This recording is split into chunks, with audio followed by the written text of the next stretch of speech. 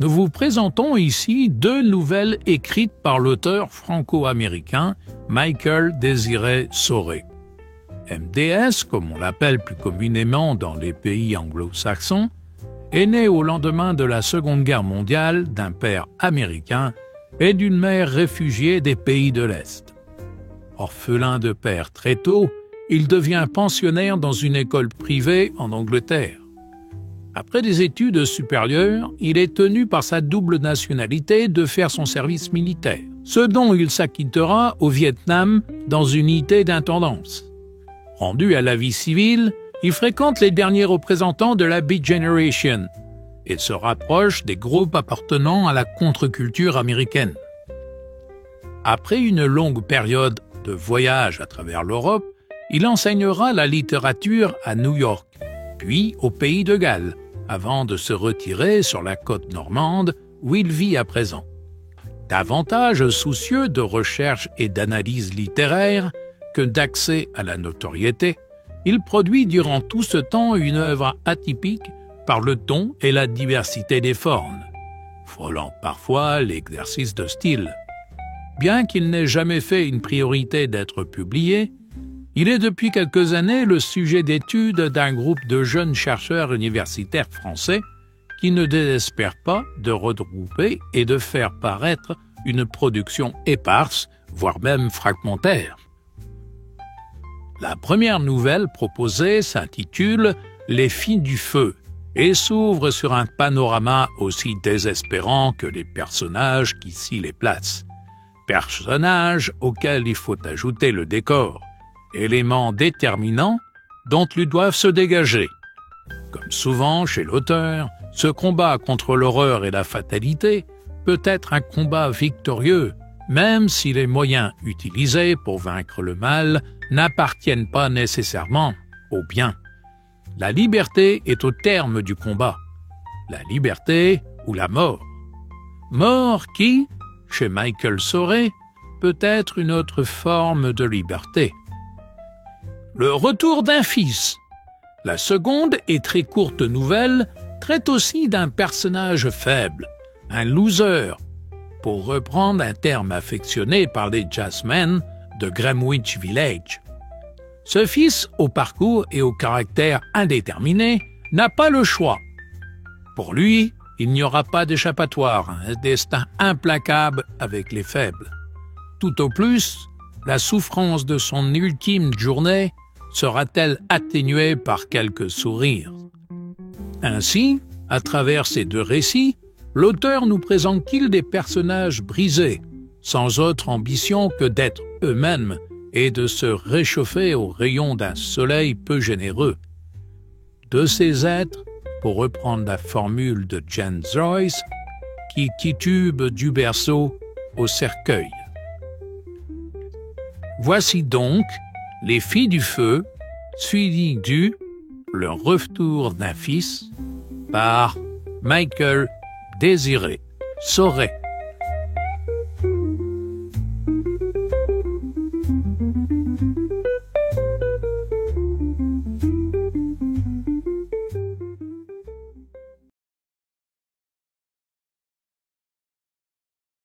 L'horreur et la fatalité se sont donné carrière dans tous les siècles. À quoi bon mettre une date à l'histoire que j'ai à raconter? Alan Edgar Poe.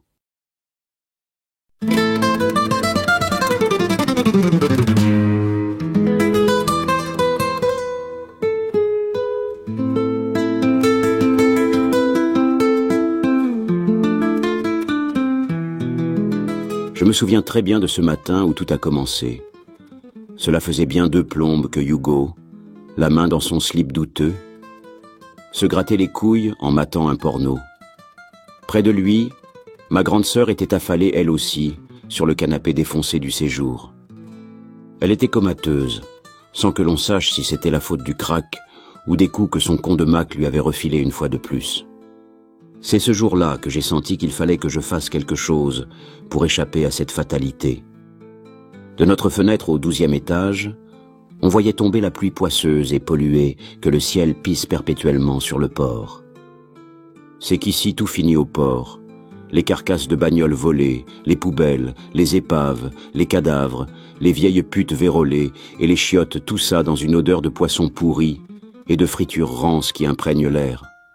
Ça sent le poisson frit partout dans la ville et jusque dans les culottes des filles. Dans la pièce du fond de notre appart délabré, notre petit frère dormait marinant dans sa pisse. On ne lui donnait pas de nom. C'était seulement le petit frère, vu que notre mère était partie sans avoir eu le temps de nous dire comment il s'appelait.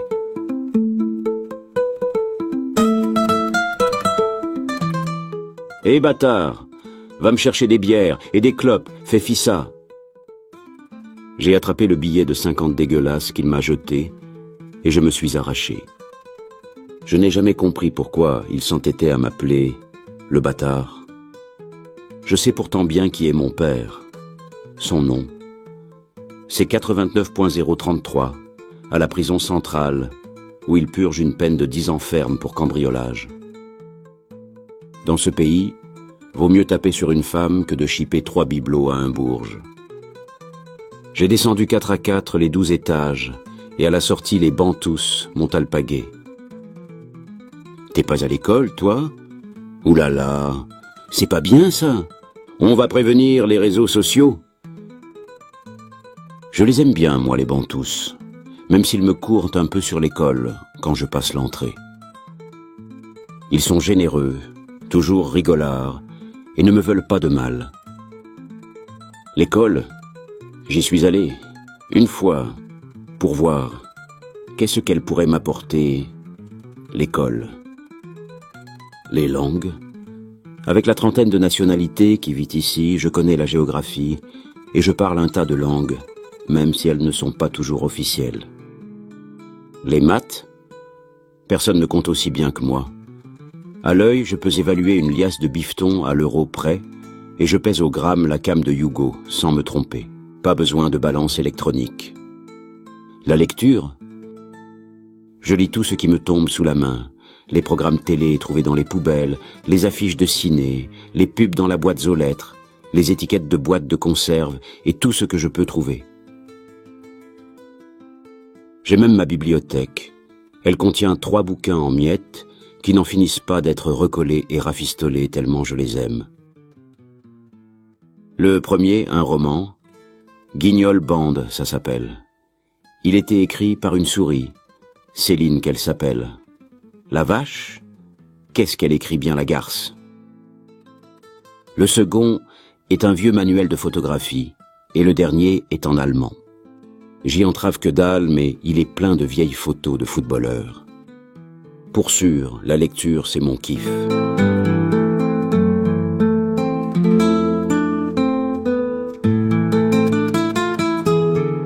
Quant aux services sociaux, il y a belle lurette qu'on les a pas vus se promener dans la cité. Il se passe ici des choses qu'ils ne pourraient pas imaginer. Moi, j'ai 15 ans, et je me débrouille. Je tente seulement de me dégager de cette horreur où la fatalité m'a plongé. Ma principale occupation est de sortir faire des courses pour cet abruti de Hugo, et en remontant, je m'arrête toujours au 4e, chez Monsieur Paco. Cela me fait une pause, car je dois faire le chemin à pince, vu que de mémoire de vivant, personne dans cet immeuble n'a jamais vu l'ascenseur marcher. Depuis des années, il sert de vide ordure pour tout le monde, et bientôt les immondices atteindront le 2e étage. Monsieur Paco, celui-là c'est un seigneur. Avec son costard étriqué, sa cravate fine qui ferme son col blanc, ses cheveux sombres tirés en arrière et retenus par un élastique, son teint bronzé toute l'année, il en impose.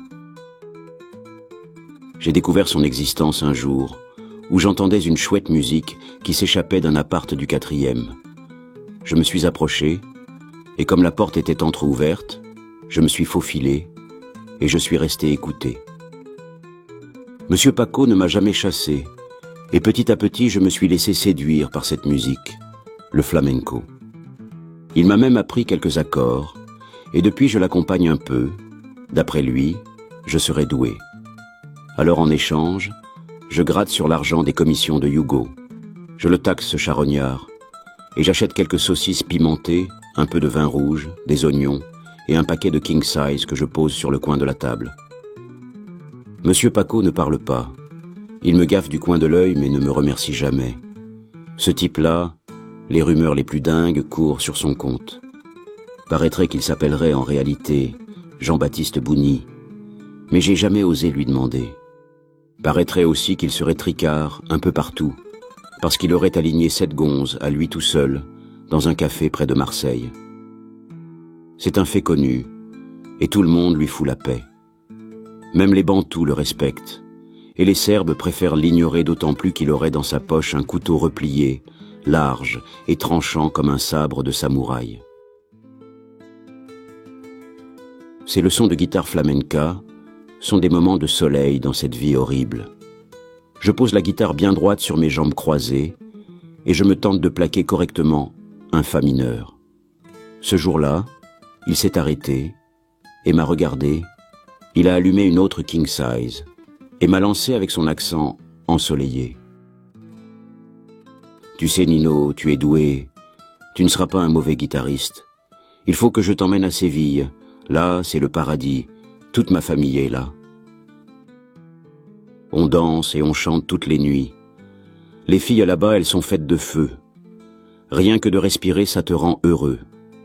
Toi, je te ferai épouser une de mes filles, la plus jeune, une princesse. Le clan va t'accepter, tu verras. C'est bien, monsieur Paco, que je lui ai répondu. Mais il y a ma grande sœur et mon petit frère. Je peux pas les laisser. Rapport à Hugo, le grand con de Mac qui tabasse ma sœur. Monsieur Paco s'est tu un long moment en se tenant le menton, puis il a fini par lâcher sans me regarder. Un homme qui frappe une femme n'est pas un homme, il mérite la mort. Puis il s'est tu. Avant que je parte, il m'a donné une de ses guitares flamenca, une vraie pour que je m'entraîne, celle avec le coffre étroit en cyprès et le manche en cèdre.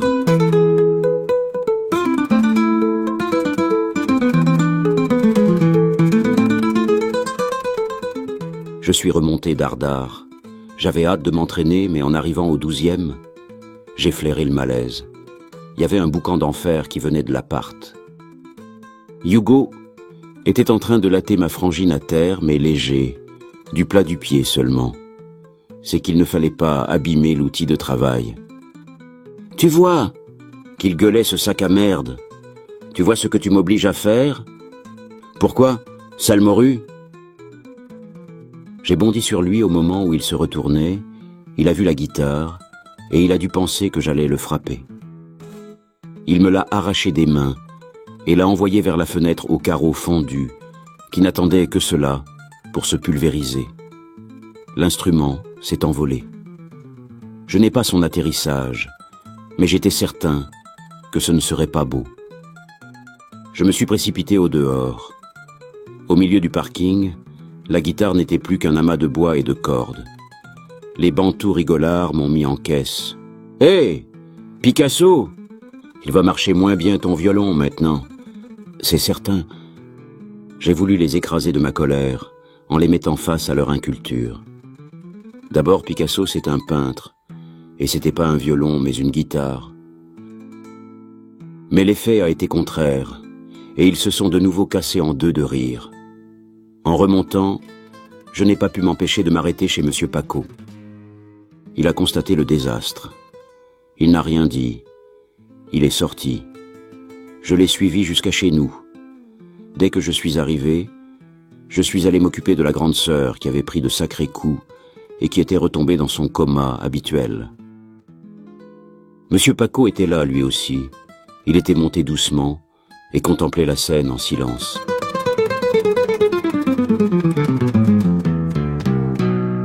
Qu'est-ce que t'as, Morico? Tu cherches ta dose? La boutique est fermée. Alors casse-toi vite fait. Casse-toi, je te dis, qu'il a vomi ce grand con de Hugo. Monsieur Paco se tenait debout devant lui, les mains dans les poches, sans rien dire. Il y eut un long silence. Ma sœur gisait dans l'angle de la pièce et je tentais de la ranimer.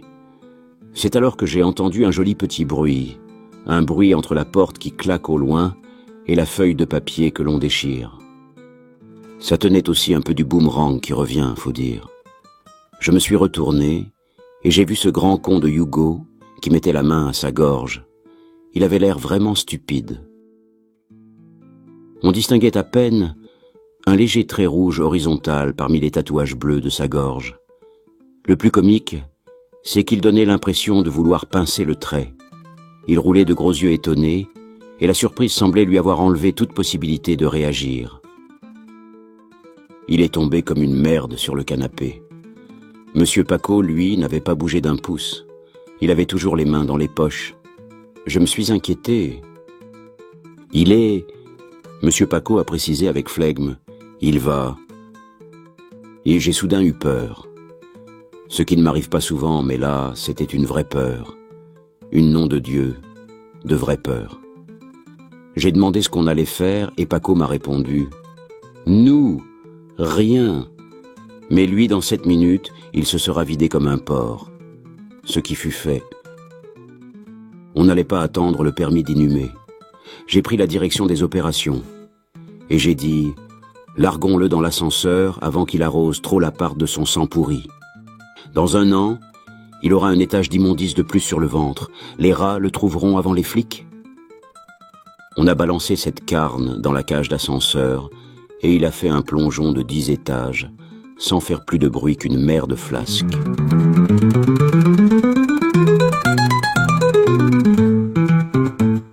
Foutons le camp très loin de cette turne, que j'ai proposé. Pour aller où? M'a répondu monsieur Paco. Ben, à Séville, vous m'avez dit que... Faut du fric pour une cavale, a lâché le guitariste du bout des lèvres. Alors ça peut s'arranger, que j'ai répondu. Venez. Où m'emmènes-tu, toi? Videz le coffre de ce bâtard.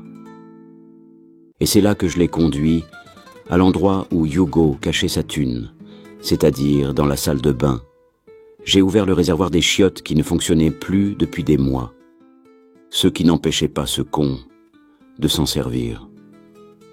Et là, j'ai fait briller au soleil un paquet d'oseille, des talbins comprimés dans du film transparent. Le visage de monsieur Paco a pris une expression que je ne lui connaissais pas, mais qui m'a fait regretter de lui avoir dévoilé le secret. J'ai compris que j'avais perdu monsieur Paco et que son instinct prenait le dessus. Il m'a regardé d'un air inquiétant. Je voyais qu'il gambergeait raide sur les possibilités qu'offre 200 millions à un fugitif solitaire, et j'ai pensé un instant que j'allais avoir le droit, moi aussi, à mon coup de katana, même que ça a duré un long moment.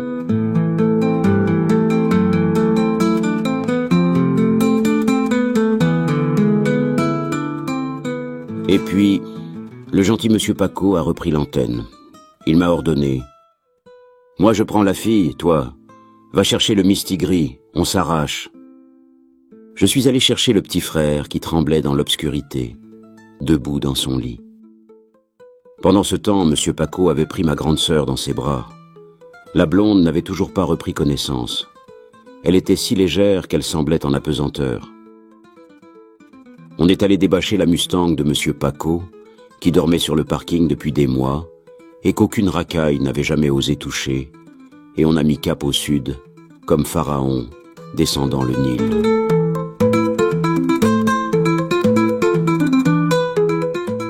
Le soleil tape moins fort en début de soirée sur la plage à Séville.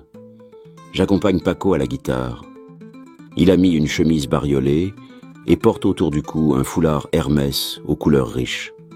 La king size toute neuve et fumante au coin des lèvres, la guitare bien droite sur ses jambes croisées. Il joue.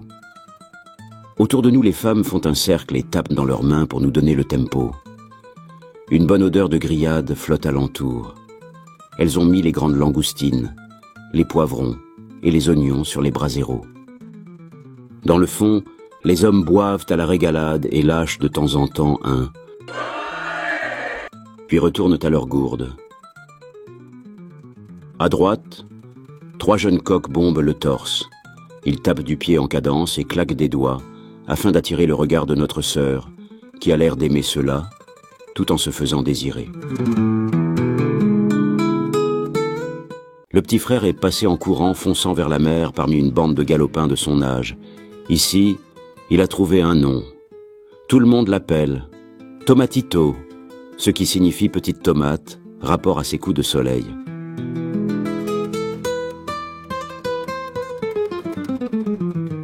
Et devant moi, une jeune fille à la chevelure flamboyante me fixe de son regard incendiaire. Elle danse pour moi, tout en faisant bruire les sequins de sa robe. Pour m'exprimer son désir, elle fait courir ses volants rouges et or tout le long de son corps, qu'elle assouple comme une flamme. Et moi, ça me plaît.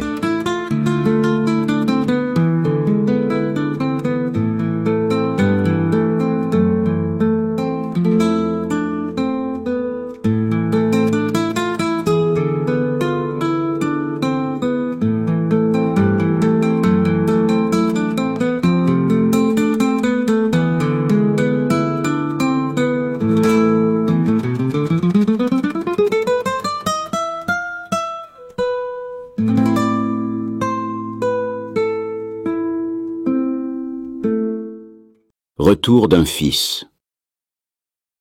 La lumière falote que donnait l'inique lampe pendue dans un anneau rouillé tombait sur les tas de briques, les poutres brisées et la poussière de ce qui, jadis, avait été des maisons, la même où ces humbles, ces obscurs citadins de la misère, ceux que l'on n'oublie jamais, avaient vécu, avaient aimé, étaient morts, après avoir toujours perdu.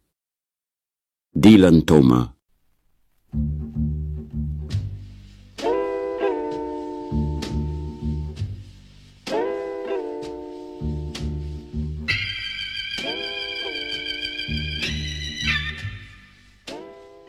À cette heure matinale, le buffet était désert.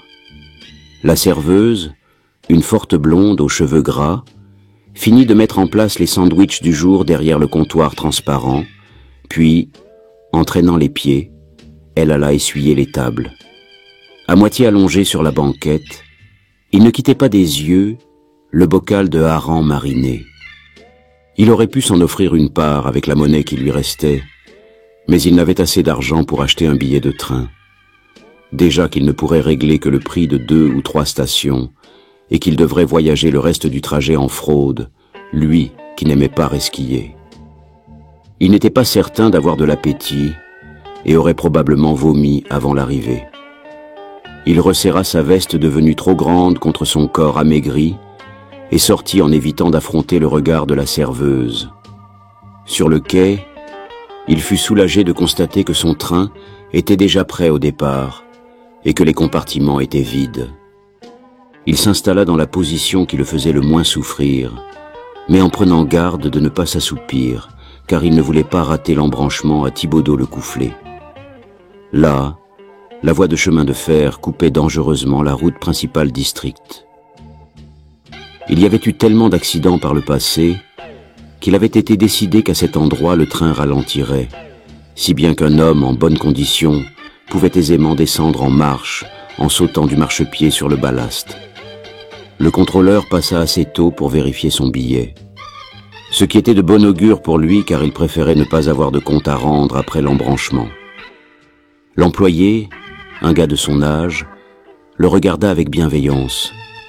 Il lui sourit, puis il lui confia d'un air entendu qu'il ne repasserait pas avant une 12aine de stations. Ça aussi c'était de bon augure. Arrivé à l'embranchement, il sortit et se tint sur le marchepied, en attendant que le train soit à sa vitesse minimum. Quand il sentit que le train ne ralentirait pas davantage, il s'élança. Au début, il marcha à côté du train. À la même vitesse, mais bientôt tout son corps ne répondit plus. Il trébucha, et il était sur le point de s'effondrer sur les pierres pointues du ballast, ou peut-être de passer sous les bogies. Là encore, il eut un sacré coup de veine, car sa course déséquilibrée fut stoppée sans qu'il se fît trop de mal par un poteau indicateur. Dans cette position, il attendit que le train soit passé en reprenant son souffle.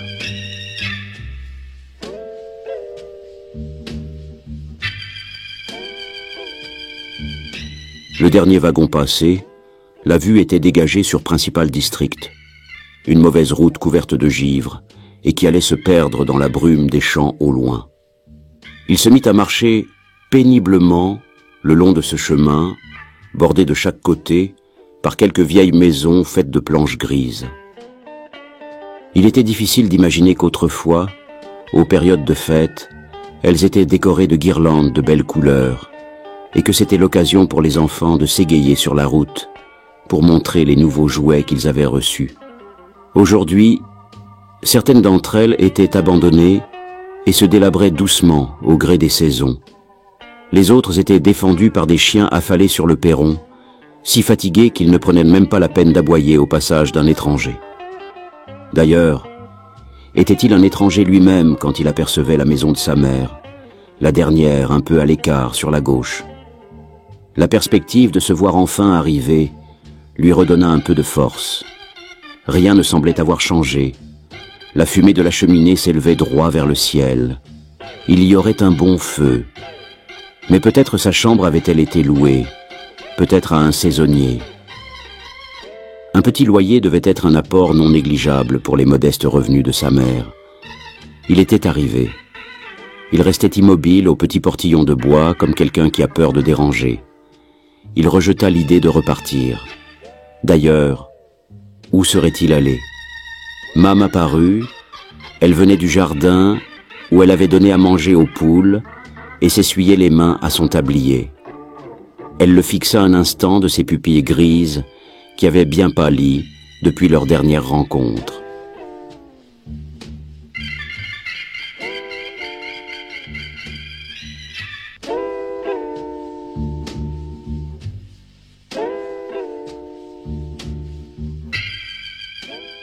C'est elle qui vint le chercher. Elle ouvrit le portillon et le serra très fort contre son cœur d'une étreinte qui voulait en dire long. Puis elle l'aida à monter lentement les quelques marches qui menaient à la cuisine et l'installa en bout de table. « Tu as faim? Je peux te faire des pancakes ou du pain perdu si tu préfères. Ou alors des œufs brouillés. Ça ne manque pas ici les œufs. Non, Mam, je n'ai pas faim. Ce que je voudrais, c'est dormir un petit peu. Le voyage a été long, tu sais. Bien sûr. Ta chambre n'a pas bougé. » Elle était tout près de lui et voulut lui caresser la nuque. C'est à ce moment qu'elle aperçut les sarcomes. Elle retira sa main rapidement. « Tu sais, Mam, j'ai toujours été un bon gars. J'ai jamais fait de mal à personne. Je sais, fils, si tu avais été un vaurien, tu m'aurais couverte de cadeaux avec de l'argent malhonnête, comme font tous ces enfants mal élevés. » Puis il prit l'escalier de bois, s'appuyant lourdement sur la rambarde. En passant devant la salle de bain, il détourna la tête pour ne pas voir combien son visage avait changé. Sa chambre était là qui l'attendait. Il n'eut pas un regard. Il ne défit pas les draps. Il ne lui resta que la force de se glisser tout habillé sous la courte pointe. Le monde extérieur soudain lui devint étranger, et il apprécia que les persiennes soient fermées. Il s'abandonna doucement dans l'oubli absolu. Alors, il se doutait qu'il allait mourir dans la journée, et cette idée lui apporta un dernier réconfort. Soudain, il réalisa qu'il ne pourrait pas dédommager Mam pour les frais de son enterrement, et cette dernière idée triste l'emporta.